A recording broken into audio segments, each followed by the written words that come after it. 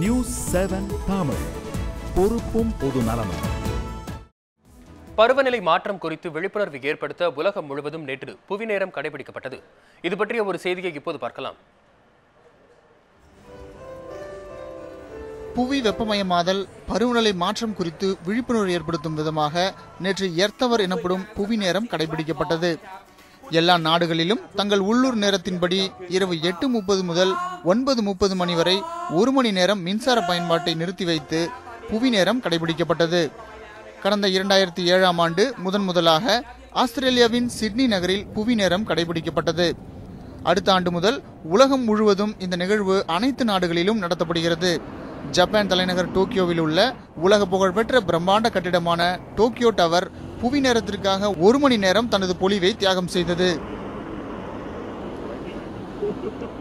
உலகின் முக்கிய சுற்றுலா தலங்களில் ஒன்றான தாய்லாந்து தலைநகர் பாங்காக்கில் காலம் காலமாக வண்ண விளக்குகளால் கண்ணை பறித்த கட்டிடங்களும் புவி நேரத்தில் பங்கேற்று மின்சாரத்தை மிச்சப்படுத்தின. புவி தினத்தை ஒட்டி இந்தியா, ஜப்பான், ஹாங்காங், பிலிப்பைன்ஸ் மற்றும் ஏராளமான உலக நாடுகளில் இந்த தினம் அனுசரிக்கப்பட்டது. வண்ண விளக்குகளை அனைத்தும் கையில் மெழுகுவர்த்தி ஏந்தியும் பொதுமக்கள் இந்த தினத்தை சிறப்பித்தனர். சுமார் 7000 நகரங்களில் நடத்தப்பட்ட இந்த புவி நேர நிகழ்விற்கு உலகெங்கிலும் கோடிக்கணக்கான மக்கள் தங்கள் ஒத்துழைப்பை வழங்கினர்.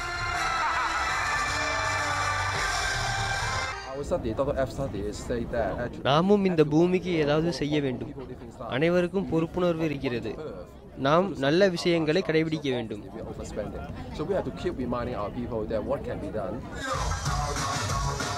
ஆண்டுதோறும் மார்ச் மாதத்தின் கடைசி சனிக்கிழமை அன்று இந்த புவி நேரம் கடைபிடிக்கப்படுவது குறிப்பிடத்தக்கது. தயானந்த், உலக செய்தி பிரிவு, நியூஸ் 7 தமிழ்.